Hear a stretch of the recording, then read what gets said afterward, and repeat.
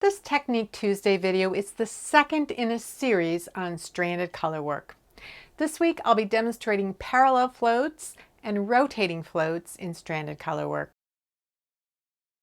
As always, if you'd like to jump right to a specific point in the video, there are direct links down in the description. Last week I explained what stranded color work is and showed several options for how to manage alternating between two different yarn colors while maintaining proper tension. This week I'll demonstrate the next step in stranded color work, which is managing the floats at the back of the work. Although no one will see those floats on the back of the work when the project is done, they will see the effect those floats have on the appearance of the front of the work. So let's get started. So if we look at the inside of this particular hat, it was worked using stranded color work. You can see that these strands of color, the floats, all are lying parallel to each other. There's nothing at an angle, there's nothing crossing. So if we look at this swatch, we can see we have this white background, and then we have one row of color that was worked by alternating a purple stitch with a red stitch. And what you'll see is that the purple stitches appear to be larger than the red stitches. So let's look on the back. You can see that the red and the purple floats are parallel to each other. The purple floats, remember those are the larger stitches, are riding along the bottom, and the red stitches, the smaller stitches, the floats for that color are riding above the top. This is what creates these larger and smaller appearing stitches, especially when you're alternating them as we did here. These red floats are pushing down on the purple floats, and the purple floats are kind of pushing up on the red floats. So if you look, that actually, because these red floats are floating up higher, the resulting stitch ends up being smaller, and with the purple, with the floats hanging lower, those stitches end up larger. So this is not a tension issue, this is a structural effect of parallel floats. So the color that rides lower, we say, is dominant. That doesn't necessarily mean there are more stitches in the row in that color. It just means that it appears dominant because it appears more obvious. So here's a piece I'm working on in the round, and there's this motif that recurs, a pair of motifs. So we've got these little checker, little squares, and then these kind of diamond shape. So this repeats 3 times over the course of this swatch. And each one of these looks different than the other. These two on the bottom were both worked with parallel floats. This one, the dark blue, was worked so it was running along the bottom of the two strands. So it was the dominant color. But in this one I switched so that I had the background color, the light blue color, was the dominant color. And you can see how that affects the little squares right here, but it also affects the result of this pattern. They're the same pattern, they just look slightly different. If you saw each one in isolation, you probably wouldn't think too much of it. It wouldn't look wrong. Either one of them would look wrong, but you can see the difference when you look at them both at the same time. So the idea with the parallel floats is that one of the colors is going to be constantly worked so that it's lower, and the other one is going to be constantly worked so that it is riding above. They're not twisting around each other ever. You can do this whether you hold both yarns in your left hand, both yarns in your right hand, or one yarn in each hand. We can have both of them over the same index finger, and so when they're over the same index finger, the one that's lower is going to be dominant, and the one that's upper is going to be non-dominant. So we'd want to always work the light blue one from below, but we'd want to work the dark blue one from above. So some people like to have both of them over the same finger, and some people will have one over each finger, and that makes it a little easier for them to keep them separated and keep them straight and prevent them from crossing each other. If you have one yarn in each hand, the one in the left hand, the one that's over this left index finger, will remain dominant. and the one that comes over to the right and is on the right index finger will be less dominant. So then you can alternate between that blue and the dark blue. And this one will remain dominant. Now, if you have both colors in your right hand, say like this, or one over the other finger, this dark blue, which was non-dominant when it was held over the index finger, continues to be non-dominant when both yarns are in the same hand. So the one over the middle finger, that one that's above in this hand, is actually going to be the one that rides below when it comes across the back of the work. This is a 30-year-old sweater. It's a little bit felted, but I think you can see that these floats are kind of angled. They don't create that straight line going across. They're a little bit angled. And if we look at this white swatch again, if we look on the back, we can see that here we've got purple on the bottom, red on the top, so those parallel floats we talked about before. But you can see here how these are angled. So the red starts out on top here, but ends up below there. The purple's on top here, ends up below here. So they're angled, and so they're rotating as they're worked. If we look again at this blue swatch, remember on the bottom, we have parallel floats where the dark blue is dominant, parallel floats where the light blue is dominant. Then what we have up here is we have rotating floats. So neither color is dominant on the top. And we can see on the back side where we have parallel floats here, and these are at that angle. They're rotating along here. So when we did rotating floats, we wanted to have one color be consistently below the other color. So we had both of them over one finger. We'd always want the light blue to be below, or we'd always want the dark blue to be below. And so when we knit with the light blue, we'd pick from below. If we knit the dark blue, we'd pick from above. With rotating floats, we're either always going to pick from above or always going to pick from below. So I find it easier if I'm working with the yarn in my left hand to always pick from below, and I can use another finger to kind of push. So I've worked the blue, and now I want to work the light blue. And so I just keep rotating which one I was picking. I would always pick the color that was going to be worked from below.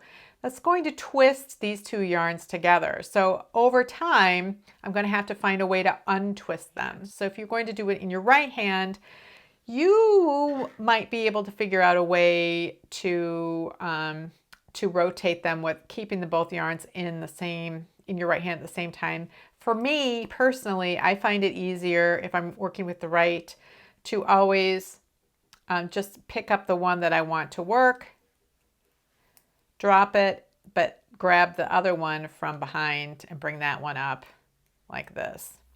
So that's how I would work it. You might find another way that works better for you for how to rotate the floats. It's not so easy. If you are used to holding one yarn in each hand like this, if you want to rotate floats after every color change, you're going to have to drop and then flip. It doesn't really work well if you're going to rotate every time you switch colors. If you're only rotating once in a while, then that might work to occasionally switch which hand is holding which yarn. But I find it less efficient to hold one in each hand. You may feel differently, so you try what works for you. One of the things that can help if you're rotating every time you switch color, you are rotating, you could switch the direction that you're rotating when you get to the halfway point in the round. So you could, I just pulled the light blue from below, you could instead pull the dark blue from above, and then the next time pull the light blue from above. I find it harder to grab the stitch from above, but that just might be a lack of practice. You might have better luck. What I would suggest, though, is that if you're going to do this, where you're systematically rotating every color change for one half and then systematically rotating in the other direction for the other half, that you take care not to rotate in opposite directions on top of each other. Let me show you what I mean. For this square business here, I was working so that I was always rotating in the same direction for both the first round and the second round. And so for the second half of the round, I decided to rotate in the other direction. On the second round, I got kind of tired of that. I didn't like that, so I just continued rotating in the same direction I had for the first half. I've rotated in one direction here and in the other direction the other way. And what I notice is when I do that, I get kind of a zigzaggy effect. When I stack rotated floats that were rotated in the opposite direction on top of each other, it gets a little zigzaggy. So here is a swatch in which I worked parallel floats where red was dominant. I had the red in my left hand, the gray in my right hand. I worked rotating floats in the center, and then I worked parallel floats again with the gray in my left hand so that the gray was dominant and the red in my right hand.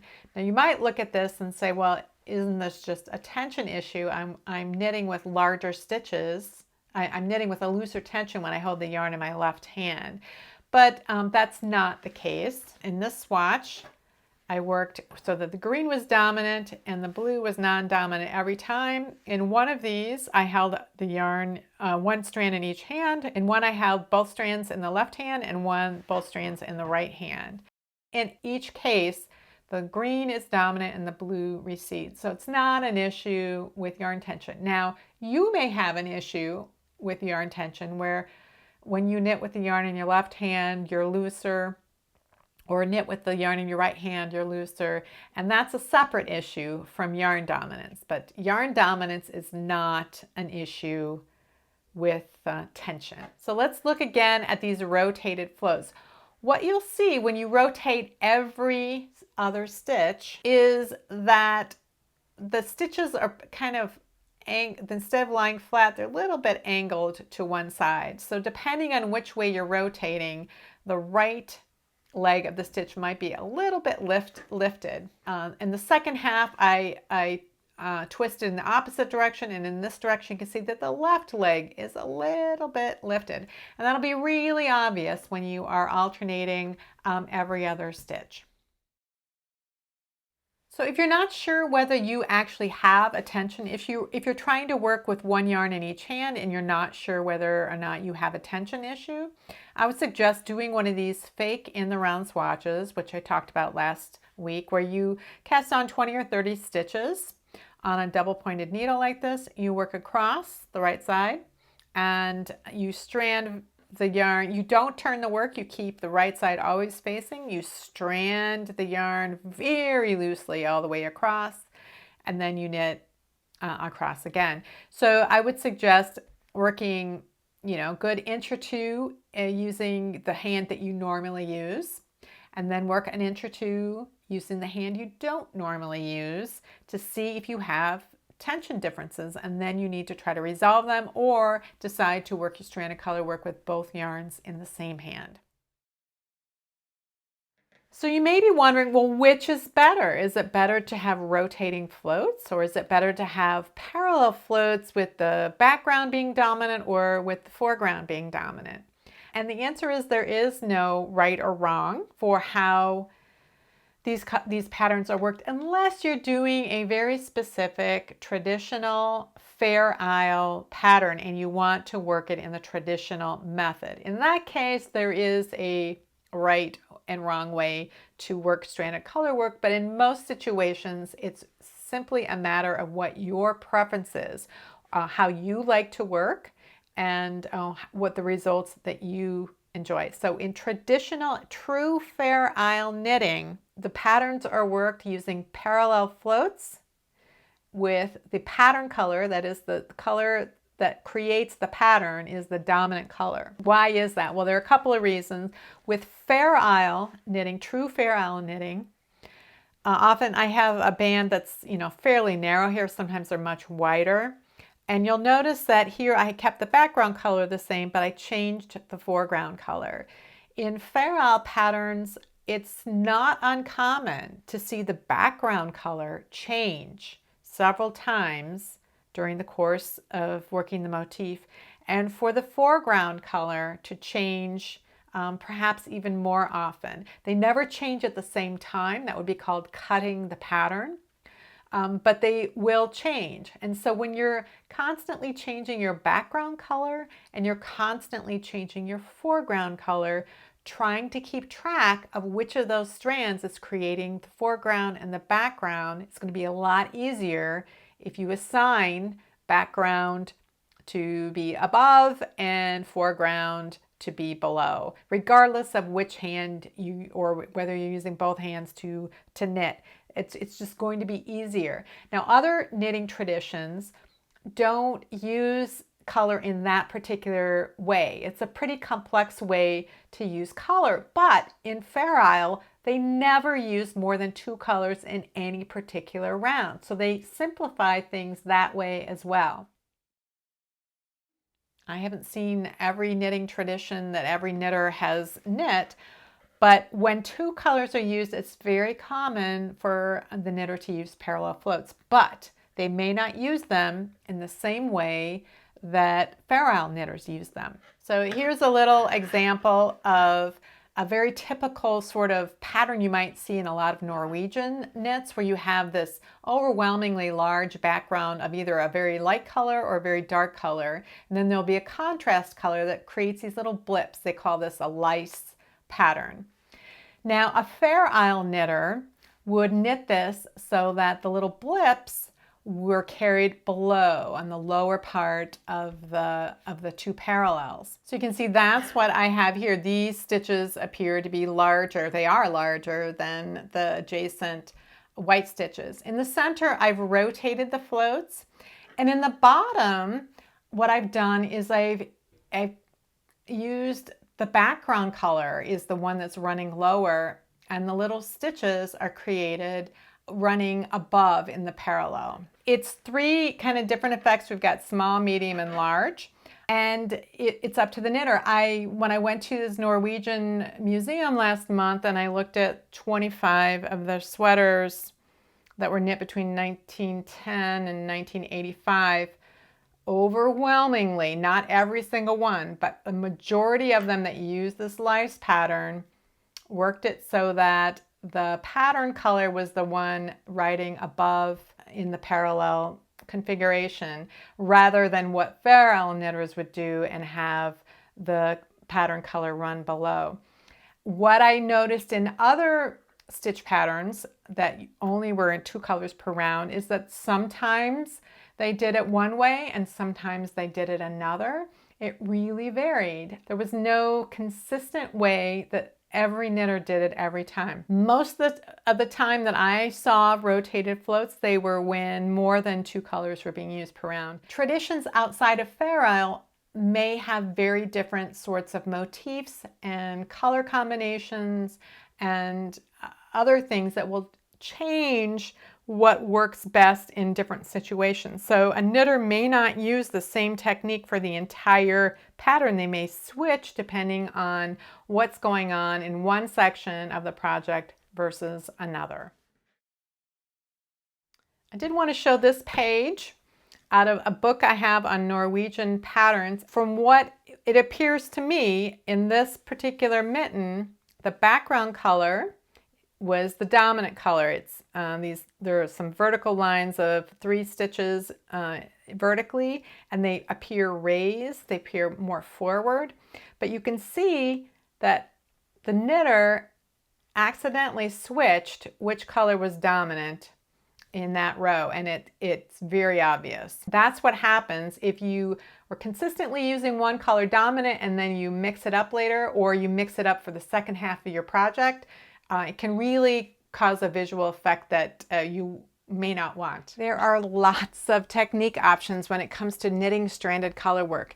As you become more experienced with a wider range of stitch patterns, you may discover that the combination of techniques that you prefer isn't working for you in a particular situation.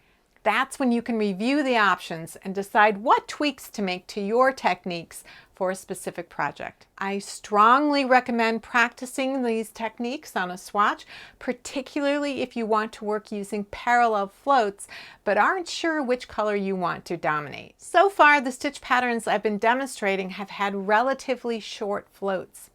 Next week, we'll take the next step in stranded color work, techniques for trapping long floats. If you have any comments or questions about today's video or suggestions for videos you'd like to see in the future, you can leave those down in the comments below or join the discussion in my Ravelry group, Rocks. Thanks for watching, and I'll see you next week.